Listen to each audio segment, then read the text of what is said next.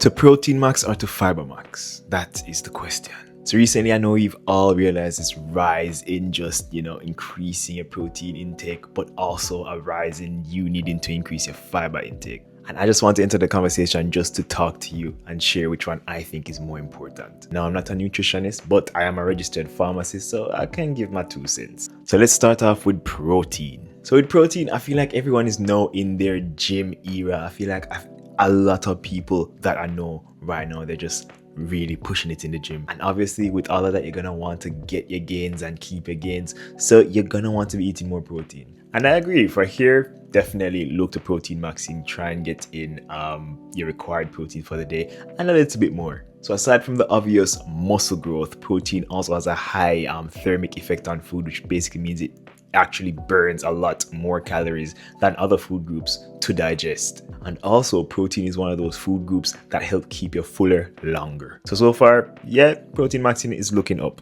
I recommend looking online for like a protein calculator to see how much you need based on your body weight, your activity levels, and so on. And definitely also check with a healthcare professional to see if you can stand to, increase your levels of protein that you're taking in daily.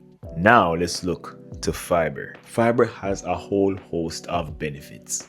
It's good for heart health, in your bloodstream. It helps with cholesterol and all of that. It helps with your blood sugar. It helps to regulate how much and how fast sugar is drawn from your foods and into your bloodstream. And again, similar to protein, it makes you feel fuller longer, but in a slightly different way that probably works a little bit better in terms of fullness. But yeah, off the back of that, which one should you be paying attention to more? Now, Proteinmaxxing definitely has its benefits, especially if you're previously a type of person that it's like a lot of carbohydrates instead, and now you're kind of shifting that a bit more into protein and getting it closer to a balanced diet. Yeah, but the truth is, I think the average person should be focusing on fibremaxing way more. According to a few studies out there, increasing your fiber intake can help drastically reduce your risk of colon cancer, which we've been seeing a rise in, especially in younger populations nowadays. And while protein has all of these great effects once digested, yes, yada yada yada, you need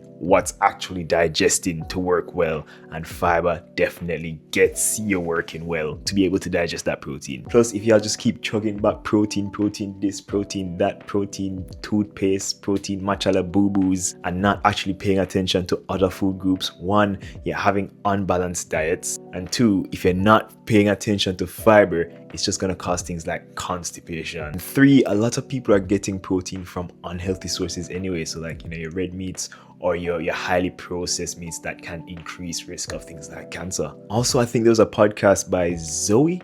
I think it's Zoe. If it's not, I'm gonna find out what it is and put it on screen. But they made such a good point. You hardly hear about anyone just like in the modern day here having a protein deficiency. So the large majority of people are actually getting the amount of protein they need, given they're in regular circumstances. But in the same vein, a large majority of the population is actually having way less fiber than they should be having. I think it was the Food Foundation found that about 96% of adults weren't getting the amount of fiber they needed per day, which is crazy because you're basically having people not having enough fiber, but then they want to be eating way more protein.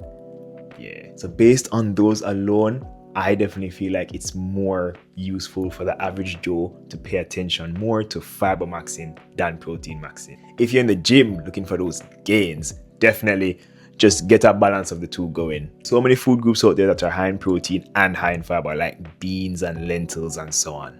If you want to learn how to incorporate more fiber in your diet, definitely check out my video that I just did on that. It's going to be somewhere on the screen. So yeah, I think fiber is king, and protein is like the prime minister. It's the queen and the prime minister. Yeah, you don't want to be laxing or lacking in either, but pay attention to your fiber. Alright guys, thanks so much for watching. If you want to see something else from my channel, something else in this topic or something else entirely, just comment it down and I can do that. Don't forget to share this with someone who would enjoy it or would find it useful. And like and subscribe. Thanks so much guys. Alright, see ya. Bye.